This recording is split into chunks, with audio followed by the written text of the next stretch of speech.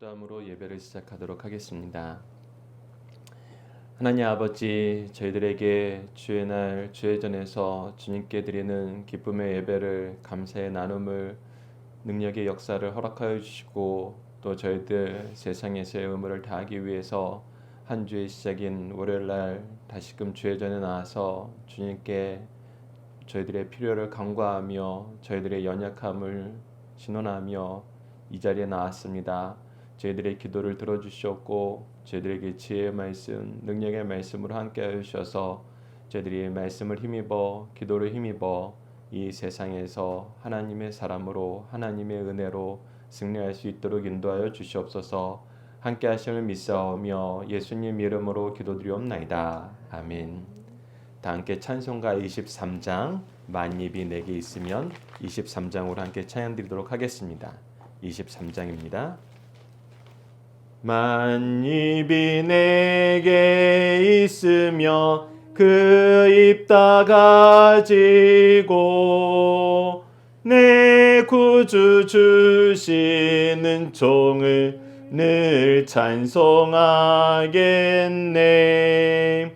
내 은혜로신 하나님 날 도와주시고 그 크신 영광 널리 펴 다 알게 하소서. 내 주의 귀한 이름이 날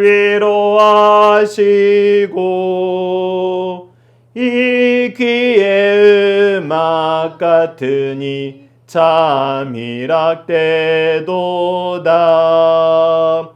내 죄의 권세 깨트려 그 결박 푸시고 이 주한 마음을 비로소 고청케 하셨네.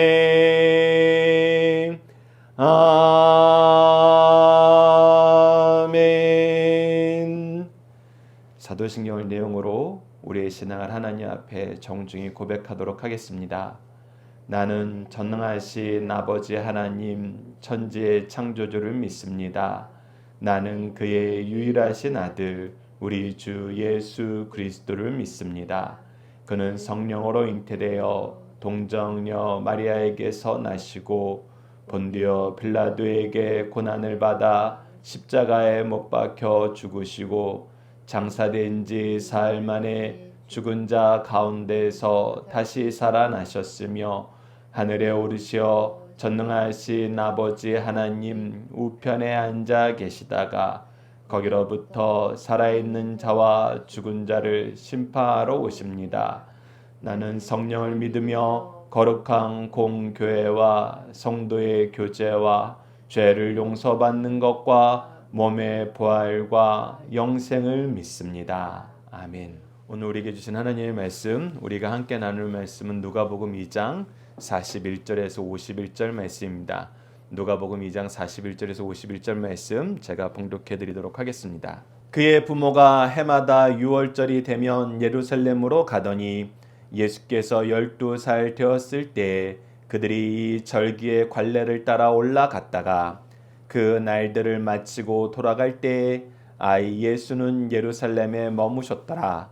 그 부모는 이를 알지 못하고 동행 중에 있는 줄로 생각하고 하룻길을 간 후 친족과 아는 자 중에서 찾되 만나지 못함에 찾으면서 예루살렘으로 돌아갔더니 사흘 후에 성전에서 만난즉 그가 선생들 중에 앉으사 그들에게 듣기도 하시며 묻기도 하시니 듣는 자가 다 그 지혜와 대답을 놀랍게 여기더라.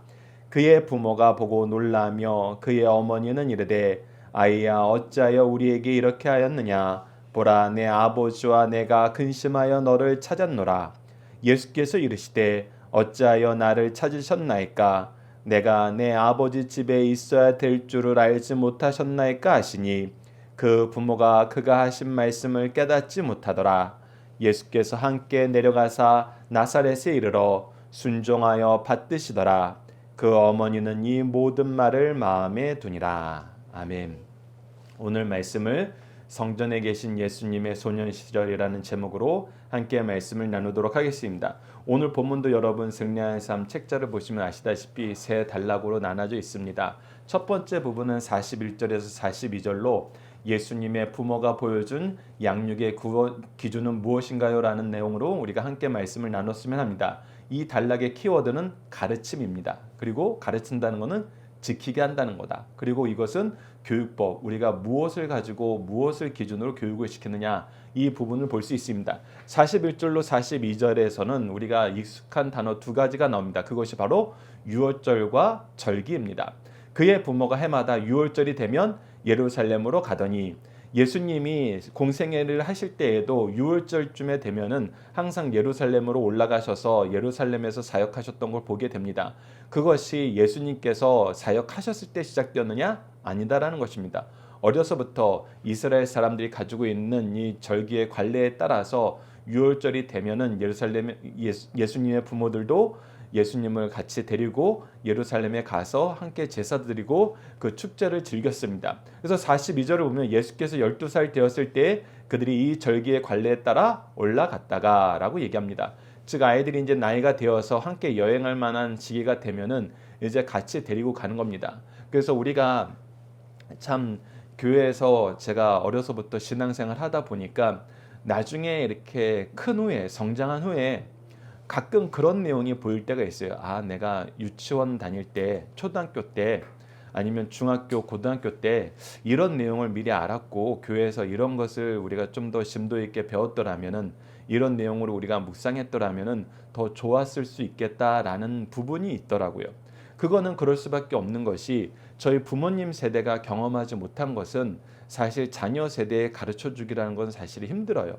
그러면서도 성장하다 보면 저처럼 아, 내가 계속 이걸 배워왔는데 이것을 내가 놓쳤던 때가 있네, 아니면 아, 이 내용은 내가 그때 미리 알았으면 좋겠네 라고 생각하는 게 있으면은 그 내용을 가지고 저도 자녀들을, 또 제자들을, 교인들을 양육하게 되는 경우가 있습니다.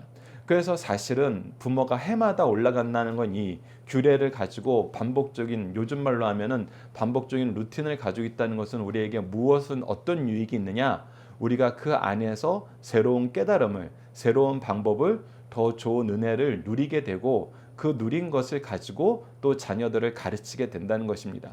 그래서 하나님께서는 우리에게 주일이 되면 우리가 정한 시간, 정한 장소, 정한 순서에 따라 마음과 뜻과 정성을 다하여 영과 진리로 예배드리라 하셨는데, 이것이 우리가 까딱 잘못 생각하고 까딱 잘못 적용하면은 아, 맨날 반복되는 그거 그냥 계속 하라나 보다 하는데, 사실 그 과정 안에 하나님께서 우리에게 이 규칙적인 생활 안에서 주시는 유익이 굉장히 많다는 것. 그리고 예수님의 부모들은, 유대인들은 그것을 민족의 역사 안에서, 문화 안에서 굉장히 잘 깨닫고 있기 때문에 이것을 지키길 즐거워하였고, 예수님의 부모들도 이 일을 가지고 행했다는 것입니다. 그래서 우리에게 보여주는 모범은 무엇이냐? 하나님께서 가르쳐준 방법에 따라서 하나님이 가르쳐준 그 내용을 가르쳐줬다는 겁니다. 그 내용 면에서는 제가 조금 전에 말씀드리지 않았지만 바로 이 유월절이라는 데 그 내용이 있습니다. 우리가 다 아시다시피 유월절은 무엇을 얘기합니까? 그 피로 인해서 건너갔다라는 것입니다. 무엇이 건너갔습니까? 우리가 출애굽 때 마지막 심판, 장자를 죽이게 하는 심판, 그 천사가 그 피를 보고 건너갔다는 것입니다. 그 정죄함이 그 대속의 피로 말미암아 해결이 되었다는 뜻이에요. 그래서 이 유월절은 사실 예수 그리스도의 구속을, 대속을 우리에게 가르쳐 주는 거였습니다. 그래서 어찌 보면은 만약에 예수님이나 예수님의 부모들이 이 의미를 알았다면은 무엇을 할 수 있겠습니까? 우리가 요즘 생각을 하면은 그 언약을 이루시는 분이 누구예요? 예수 그리스도시잖아요. 그분이 지금 어디 있어요? 우리 자녀로 와 있잖아요. 그러면 사실 예루살렘 성전이 중요하고 유월절 절기가 중요한 게 아니라 본질적으로는 예수님이 더 중요한 건 맞아요. 근데 그럼에도 불구하고 그것을 가지고 제도를 바꾸거나 아니면 관례를 바꾸거나 목적을 바꾸거나 과정을 바꾸려고 그러지 않고 기존에 있던 것을 따랐다는 것입니다. 그 기존에 있던 것이 누구의 명령이기 때문에? 하나님의 명령이기 때문에. 그래서 우리가 주의해야 될 것은 아무리 좋고 아무리 내가 볼 때 확실한 게 있어도 하나님이 정해준 때와 시기가 가장 좋은 거를 우리가 깨닫고 하나님이 우리를 질서 안에서 이끄실 때까지 우리는 그것을 잘 지키면서 기존에 있던 걸 잘 지키면서 우리가 해야 될 수고를 더하면 됩니다. 사실 오늘 본문 말씀에서도 그러한 내용이 나옵니다. 해야 될 것을 지키면서 더 열심히 하는 모습, 그 모습을 우리가 예수님을 통해서 발견하게 됩니다. 우선 다음 단락으로 넘어가기 전에 우리가 지켜야 되는 가르침, 교육법, 그 내용을 우리가 한번 성경을 통해서 확인해 보도록 하겠습니다. 우선 성경에서는 두 가지를 강하게 얘기합니다. 신명기 6장 4절에서 5절과 마태복음 22장 37절로 40절이 이 부분을 우리에게 가르쳐 줍니다. 제가 신명기 6장 4절에서 5절을 읽어드리고 우리가 마태복음 22장 37절에서 47절은 같이 읽도록 하겠습니다. 이스라엘아 들으라, 우리 하나님 여호와는 오직 유일한 여호와시니 너는 마음을 다하고 뜻을 다하고 힘을 다하여 너 내 하나님 여호와를 사랑하라. 이제 함께 읽겠습니다. 시작. 예수께서 이르시되 내 마음을 다하고 목숨을 다하고 뜻을 다하여 주 너희 하나님을 사랑하라 하셨으니 이것이 크고 첫째 되는 계명이요 둘째도 그와 같으니 내 이웃을 내 자신과 같이 사랑하라 하셨으니 이 두 계명이 온 율법과 선지자의 강령이니라. 우선 우리가 하나님을 사랑하는 것이 먼저고 그와 같이라고 얘기하는 것처럼 하나님을 사랑하는 그 사랑의 모습으로 우리가 우리 이웃을 사랑하는 것입니다. 그래서 우리가 여기서 성경에서 가르쳐주는 하나님을 사랑한다는 것은 어떻게 사랑한다는 것일까? 이것이 우리가 회개의 내용과 정확하게 대조되어서 이루어집니다. 우리가 회개를 얘기할 때는 지적으로 죄가 무엇인지 알고 감정적으로 죄를 미워하고 의지적으로 하나님께 돌이킨다. 이것이 우리가 회개의 지정의적인 우리가 전인격적인 가르침이었어요. 이것이 동일합니다. 우리가 하나님을 사랑한다는 것은 무엇이냐면 하나님이 좋아하는 것이 무엇인지 알고 죄가 무엇인지 아는 것처럼 하나님이 좋아하는 것이 무엇인지 알고 먼저 알아야 돼요. 그리고 하나님을 향하여 나아가는 것을 우리가 기뻐하고 하나님과 함께하는 것을 우리가 즐거워하는 거예요.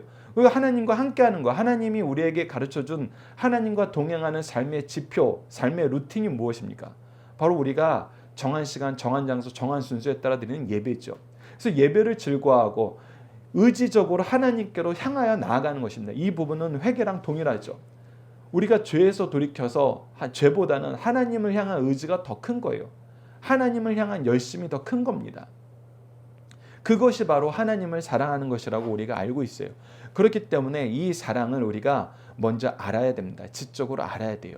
하나님이 이것이 나를 사랑하는 것이다. 사실 우리가 요한복음 말씀을 연속 강의 설교로 최근에 마무리하면서 그 내용을 굉장히 깊게 봤잖아요. 하나님이 정말 영광 받으시는 건 무엇이다?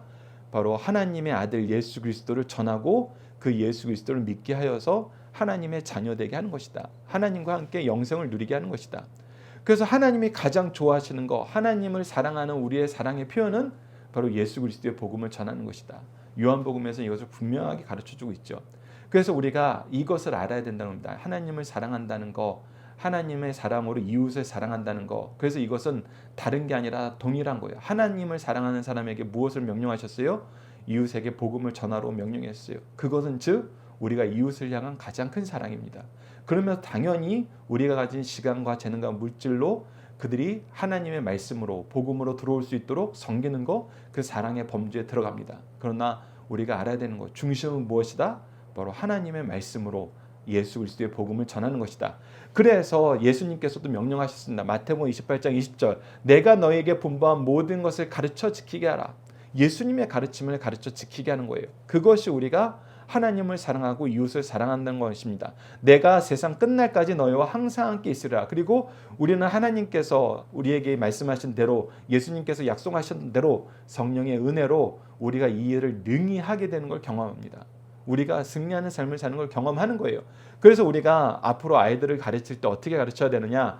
우리가 자주 반복해서 얘기하는 거, 영생의 말씀을 누구에게 배워서 누구에게 가르칠 것인가라는 이 내용 안에서 우리가 항상 묵상해야 되는 거, 우리가 가르칠 때는 이렇게 가르쳐야 된다. 디모데후서 3장 16절 함께 읽어봅시다. 시작. 모든 성경은 하나님의 감동으로 된 것으로 교훈과 책망과 바르게 함과 의로 교육하기에 유익하니. 그래서 이 네 단계를 우리가 항상 반복하여서 확인해 주면서 노력해야 된다. 교훈은 티칭하는 겁니다. 가르치는 거예요. 책망은 이 가르친 것에 기준이 있기 때문에 가르치지 않으면 책망할 수 없어요. 그래서 우리가 항상 실수하는 거, 항상 아이들이 당황하게 되는 거, 놀라게 되는 것 중에 하나가 바로 가르치지 않았는데 책망하면은 당혹해합니다. 왜 갑자기 이러시지? 왜 갑자기 이런 반응을 보이시지? 예전에는 안 그랬는데. 그렇기 때문에 우리가 가르치는 것이 항상 먼저 돼야 되고, 가르친 것으로 말미암아 기준이 세워졌기 때문에, 하나님의 기준이 세워졌기 때문에 그것으로 우리가 확인하고 있어요. 체크할 수 있는 거예요. 책망할 수 있는 것입니다. 그런 다음에는 반드시 무엇으로 연결해 줘야 되나? 열심히 하신다는 분들도 교훈하고 책망까지는 가요. 그런데 어디에는 신경 쓰지 않으면 커렉팅, 바르게 하는 거. 그런데 가장 중요한 건 바르게 하는 겁니다. 예수님이 제자들을 가르치는 모습을 보면은 이 바르게 하는 것을 위해서 다시 반복해요. 무엇을 반복해요? 교훈과 책망을 다시 반복해요. 될 때까지 반복해요. 우리가 사도 요한의 선교사를 봐도 1차, 2차, 3차 선교 여행을 보면은 반복해요. 반복이에요. 계속 이걸 해야 돼요. 반복하지 않으면 이것을 깨닫지 못할 때가 있어요. 그래서 이 반복하는 것을 무엇으로 만들어요? 체계로 만들어요. 그것이 트레이닝이에요. 그래서 의로 교육하는 거예요. 그래서 우리가 이 체계를 만들어 나가는 거, 이 연습을 해 나가는 거, 이것이 무엇을 통해서 이루어진다? 우리가 하나님이 주신, 요즘 말로 하면 루틴, 예배의 루틴, 기도의 루틴, 말씀의 루틴을 통해서 우리가 이것을 또 우리 스스로도 훈련을 받고, 우리가 받은 훈련으로 또 자녀들을, 제자들을, 우리 이웃들을 훈련시킬 수 있는 것입니다. 그래서 우리가 이 루틴을 따라야 되는 거 굉장히 중요하다는 거, 여러분들이 이 교육법을 기억하시면서 다음 단락을 보도록 하겠습니다. 두 번째 단락은 43절에서 47절입니다. 이 단락을 볼 때에는 예수님은 성전에서 무엇 하기를 즐거워하셨나요? 이 부분이 이제 예수님이 우리에게 보여주신 특별한 점입니다. 부모님을 따라서 유월절 절기를 지키는 것은 하나님께서 정해주신 그 규례를, 질서를 따르는 거예요. 그러나 이 질서 안에서 더 깊이 들어가는 겁니다. 더 열심으로 들어가는 거예요. 그것을 우리가 이 단락에서 보게 됩니다. 우선 예수님의 상황에 대해서 43절에서 45절에 간략하게 소개하고 있습니다. 어머니는 이 예배를 드리고, 어찌 보면 우리가 일반적으로 생각하는 어른들의 루틴일 수 있어요. 주일날 예배는 빠지지 않아요. 잘 드려요. 근데 항상 내가 반복하는 루틴에선 벗어나지 않는 거예요. 제가 참 안타까운 얘기라고 예전에 동기들하고 좀 나눴던 것이, 아버지께서 연속 강해 설교를 하시는데 사실 연속 강해 설교가 일반적인 설교에 비해서는 소화하기가 힘듭니다. 그래서 제가 책을 만들다가 안수 집사 시절에 이거를 좀 더 가깝게 잘 소화할 수 있는 방법이 무엇일까 해서 지금 우리가 새벽 예배를 드리고 있는 승리한 삶을 처음 만들었습니다. 근데 이 승리한 삶을 만들었을 때 저는 많은 분들이, 특히 오랫동안 한 교회에서 같이 연속 강해 설교를 들었던 이 원년 멤버들이 더 좋아하실 줄 알았어요. 왜? 더 오래 경험했으니까. 근데 참 놀랍게도 오래 신앙생활 하셨던 분들은 오히려 이 승리한 삶으로 공부하는 걸 그렇게 중요하게 여기지 않으세요. 원래 하던 것도 충분하다고 생각을 하셨던 것 같아요.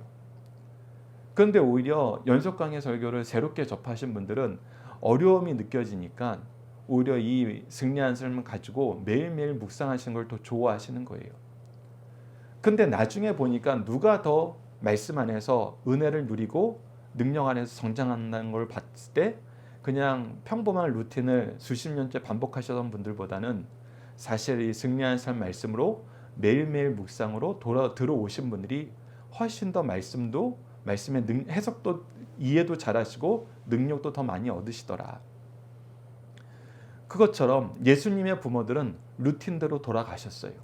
그런데 예수님은 뭐 하신 거예요? 예루살렘에 머무셨던 것입니다. 그 안에서 무엇 하셨어요? 그냥 평범한 루틴의 예배를 벗어나서 무엇으로 들어가세요? 말씀 연구로 들어가시는 겁니다. 그것을 우리가 46절에서 47절에 보게 됩니다.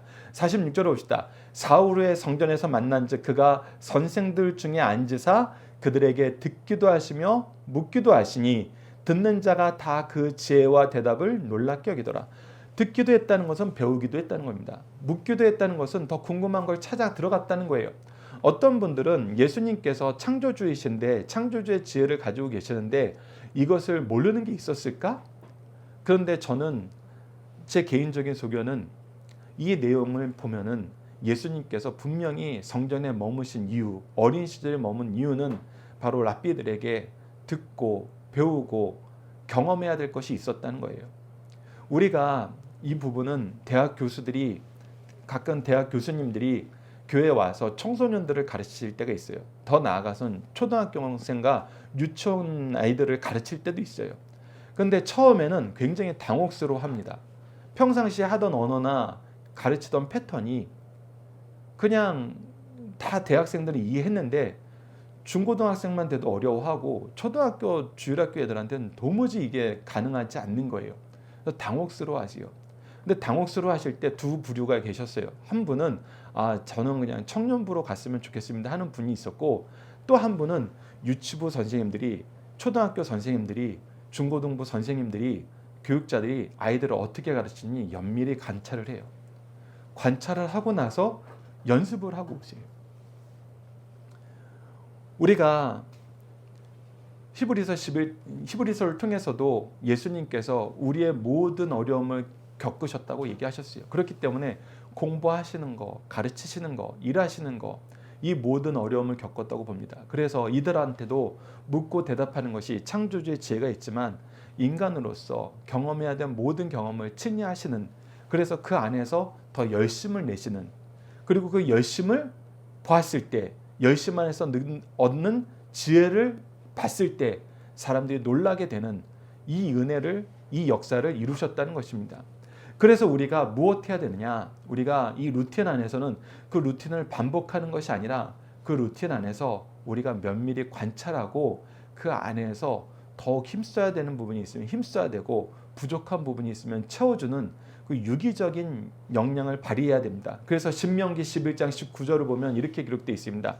또 그것을 너희의 자녀들에게 가르치며 앉았을 때든지 길을 갈 때든지 누워있을 때든지 일어날 때든지 이 말씀을 강론하고, 그리고 사도행전 20장 7절에서도 보면은 그 주간 첫날에 우리가 떡을 떼려 하여 모였더니 바울이 이튿날 떠나고자 하여 그들에게 강론할세 말을 밤중까지 계속하더니, 사도 바울도 어떻게 보면 그의 선도 루틴이 있었을 거예요. 근데 그 선교 루틴 안에서도 정해진 시간 안에서 무엇을 하길 기뻐했냐면 열심히 밤새까지 이렇게 강론하면서 말씀을 가르치는 걸 좋아했습니다. 그리고 신명기 32장 7절에서 또 뭐라 그럽니까? 옛날을 기억하라. 역대 연대를 생각하라. 내 아버지에게 물으라. 그가 내게 설명할 것이요 내 어른들에게 물으라. 그들이 내게 말하리라.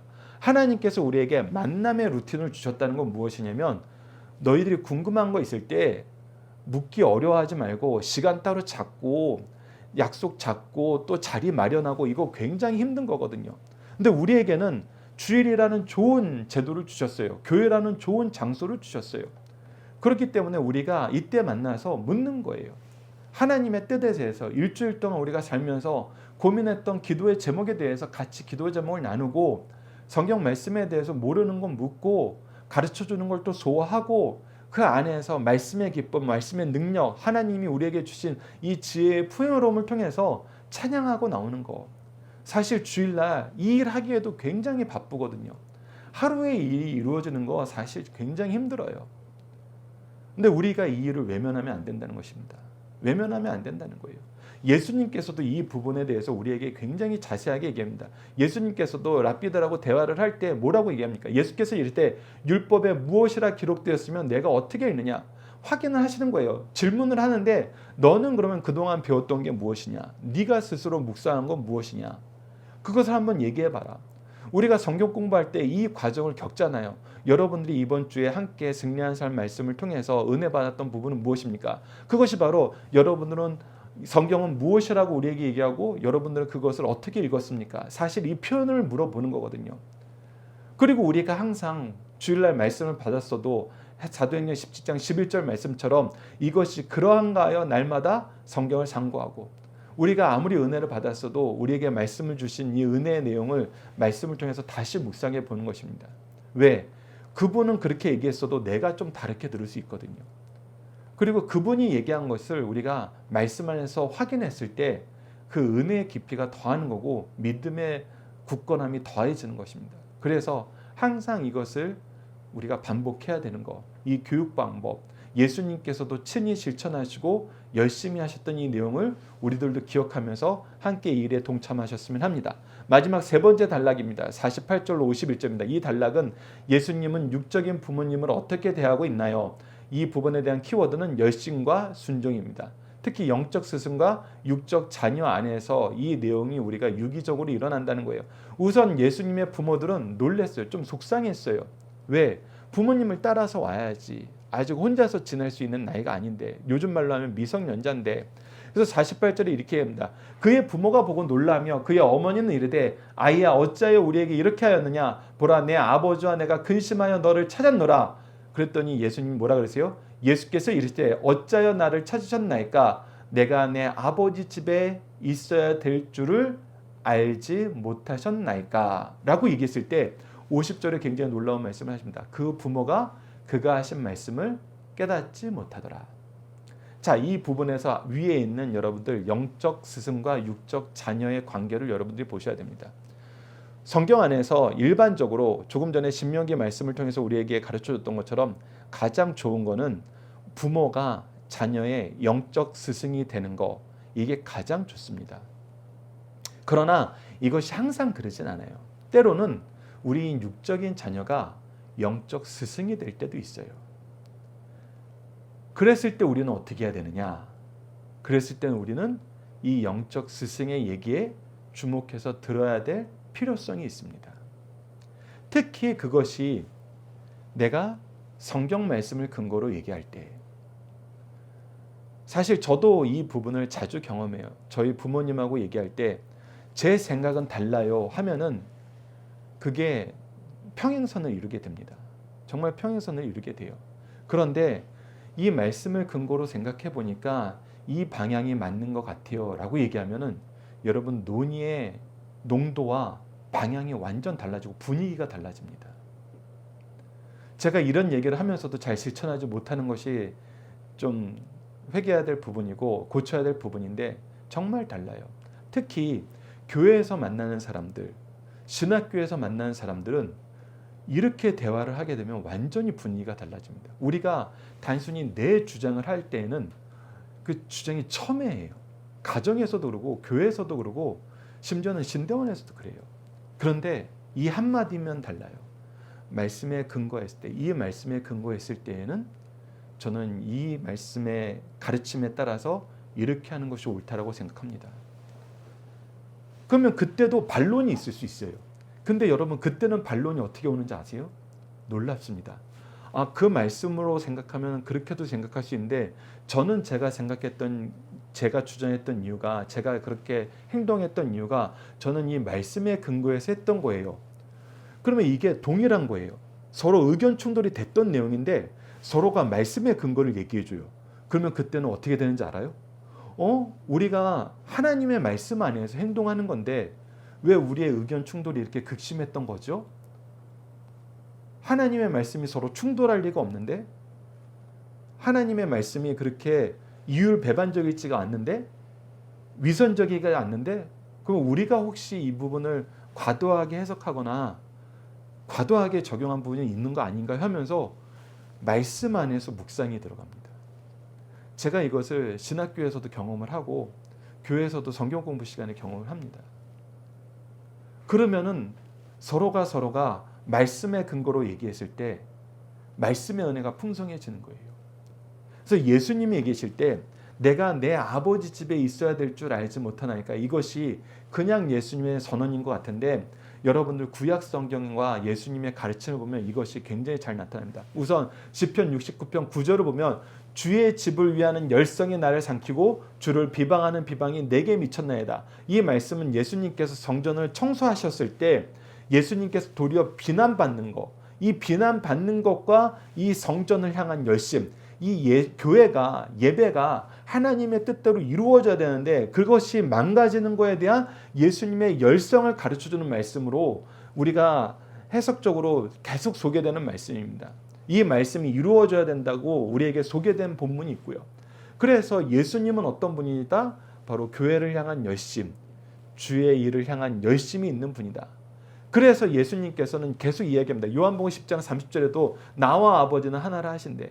바로 아버지의 뜻대로 아버지의 역사 안에서 아버지의 말씀만 아버지라고 하라고 하는 행동만 하는 바로 임재하시는 삼위일체 하나님의 성자라는 것을 가르쳐주고 이 말씀 때문에 돌맞아 죽을 뻔하지만 예수님께서는 분명히 다시 한번 성경에서 나온 표현이라고 우리에게 시편 말씀을 들어서 얘기해줘요. 그래서 예수님이 하시는 모든 말씀은 모든 행동은 무엇에 근거한 거였냐면 구약에서 하나님이 우리에게 주신 약속의 근거였던 것입니다. 그런데 오늘 본문 안에서 부모님들이 그 이야기를 깨닫지 못하더라 했던 데에는 우리가 무엇을 확인할 수 있냐면 그 부모님들도 구약에 나와 있는 하나님의 모든 언약의 말씀을 깨닫지 못했다. 근데 그것이 너무나 당연해요. 왜? 지금처럼 우리가 한 사람 한 사람이 성경을 가지고 있는 환경이 아니에요. 회당에 성경의 일부씩만 가지고 있어요. 성경을 가지고 있는다는 게 엄청난 은혜예요. 지금은 그 성경을 가지고 있는 것을 넘어서 우리가 데이터베이스화 돼가지고 우리가 어떤 단어가 어떤 용례로 쓰였는지를 컴퓨터로 검색하면 바로 순식간에 나와요. 그래서 말씀의 은혜가 지금처럼 충만한 시대가 없습니다. 그래서 지금은 알려고 그러면 알 수 있어요. 그런데 우리가 무엇이 없어요? 열심이 없어요. 열심이. 예수님도 가졌던 열심, 예수님이 보여줬던 이 열심이 없는 것입니다. 그래서 예수님은 두 가지를 가르쳐줘요. 첫 번째 하나님의 말씀을 가르쳐주고 우리에게 열심을 가르쳐줍니다. 그러면서도 무엇을 보여주냐? 우리가 51절 말씀에서 예수께서 함께 내려가서 나사렛으로 순종하여 받드시더니, 자, 내가 육적인 자녀지만 영적인 스승이 되었어요. 그렇다고 해서 내가 순종해야 될 하나님의 질서가 무너지거나 사라지는 건 아니에요. 우리가 이 부분 잘 기억하셔야 됩니다. 내가 영적으로 스승이 되었다 그래서 하나님이 주신 육적인 질서 안에서 하나님이 세우신 규례가 질서가 없어진 건 아니에요. 그래서 예수님은 동시에 무엇을 보여주셨다? 부모님을 공경하는 모습. 그래서 출애굽기 20장 12절 내 부모를 공경하라 그래야만 내 하나님 여호와가 내게 준 땅에서 내 생명이 길리라. 예수님은 이 말씀에 순종하시고 계셨다. 그래서 우리가 열심과 순종이 어떻게 균형을 맞춰야 되는지 예수님의 삶을 통해서도 오늘 이 말씀을 통해서도 우리가 확인하게 되는 것입니다. 가끔 그런 경우가 있어요. 저도 그런 경우가 있어요. 제가 일이 더 많고 제가 더 열심히 해야 되는 순간이 오면은 가정 안에서 내가 해야 될 당연한 의무까지도 좀 누가 대신했으면 하는 생각이 들 때가 있어요. 그런데 그러지 마십시오. 그러지 마십시오. 예수님이 우리에게 보여주신 거 유월절 규례 안에서 그 루틴을 지키지만 그 안에서 정말 열심을 보여주는 거예요. 더 열심히 수고하는 것입니다. 그러면서도 내가 해야 될 당연한 의무는 하나님이 세우신 질서는 지키는 것. 이것이 우리 그리스도인들이 가져야 되는 삶의 태도다. 세상 사람들하고는 다른 것이다. 그것을 우리가 확인했으면 합니다. 이제 중심사상 하나씩 보고 우리 기도하는 시간 갖도록 하겠습니다. 첫 번째는 믿음의 부모들은 자녀들에게 신앙의 원리를 가르치고 행동으로 보여준다는 것입니다. 부모된 우리들은 요셉과 마리아처럼 하나님의 규례를 철저히 지키되 부부가 함께 지켜 신앙의 좋은 가정을 꾸며 자녀들에게 본을 보여줘야 합니다. 그래서 부부가 같이 아이들의 손을 잡고 온 가족이 함께 교회 가는 모습, 이건 정말 아름다운 모습입니다. 이건 너무 아름다운 모습이에요. 오늘의 부모들도 교회 생활의 절기와 주의를 어떻게 지키는지 본을 보여줄 뿐 아니라 자녀들과 함께 지켜 자녀들이 신앙의 습관을 몸에 익히도록 하여야 함을 보여주신 말씀입니다. 두 번째입니다. 믿음의 자녀들은 키와 지식에 정비례하여 하나님을 아는 지혜도 갖춰야 된다는 겁니다. 사실 이 부분을 박윤일 목사님께서 교육을 강조하시기 때문에 특별히 적었는데 저도 이 부분에 굉장히 동의를 합니다. 그리고 여러분들도 부모들도 강성성경연구원 여러분들이나 승리한산 가족들도 이 부분을 특히 좀 주의 깊게 아이들을 양육해 주셨으면 합니다. 특별히 청소년들은 자기 주장을 하고 있다면 예수님의 생육 과정을 본받아 신앙적인 자기 책임도 수행할 수 있어야 된다. 세상 것에 대하여 토론하고 있다면 성전에서 말씀을 토론할 수 있어야 된다. 세상 것만 갖추고 영적인 것은 갖추지 못하면 모래 위에 지은 집과 같이 위기에 처하면 그 인생도 무너지게 된다. 이것은 수십 년 동안 목회를 하셨던 박윤일 목사님께서 말씀과 이 삶의 적용 안에서 나오는 말씀이기 때문에 여러분들도 잘 기억해 주시기 바랍니다. 마지막 세 번째입니다. 성도는 교회에 있어야 할 시간에 반드시 있어야 한다. 교회는 우리 삶에서 중요한 곳이다. 성도를 찾으려면 어디에서 찾아야 하는가? 교회에 와서 찾을 수 있어야 한다. 교회에 와서 만날 수 없는 성도는 천국에서도 만날 수 없는 성도다. 동시에 성장해야 할 때 성장이 멈춰 있다면 죽었거나 병들어 있는 상태다. 육적 성장은 느낄 수 있으나 영적 성장은 느낄 수 없다면 그의 영적인 상태가 병들어 있는지 혹은 죽어 있는지 점검해 보아야 된다. 참 교육의 중요성이 새삼 강하게 강조되는 말씀입니다. 여러분들 이 내용을 기억하시면서 자녀들을 잘 양육해 주시길 부탁드립니다. 우리 함께 기도하시겠습니다. 교회를 세우시고 말씀으로 우리를 양육하여 주시는 하나님, 가정과 교회를 통해서 신실한 영적 부모를 허락하여 주셔서 말씀으로 자라며 교회의 복을 누리게 하심을 감사합니다. 하나님이 정하시고 준비하시고 복 주시는 시간과 장소와 순서에 따라서 마음과 뜻과 정성을 다하여 하나님께 예배하고 예수 그리스도의 복음을 배우고 가르치게 하셨는데 이를 멀리함을 용서해 주소서. 우리의 마음을 아버지 하나님께로 돌이키게 하시고 주의 날 주님이 세우신 교회에서 주님의 뜻을 따르는 열심을 회복시켜 주시고 하나님이 세우신 일꾼의 사명을 능히 감당하도록 도와주소서. 예수님 이름으로 기도드립니다. 아멘. 하늘에 계신 우리 아버지, 아버지의 이름을 거룩하게 하시며 아버지의 나라가 오게 하시며 아버지의 뜻이 하늘에서와 같이 땅에서도 이루어지게 하소서. 오늘 우리에게 일용할 양식을 주시고 우리가 우리에게 잘못한 사람을 용서하여 준 것 같이 우리 죄를 용서하여 주시고 우리를 시험에 빠지지 않게 하시고 악에서 구하소서. 나라와 권능과 영광이 영원히 아버지의 것입니다. 아멘. 기도하는 시간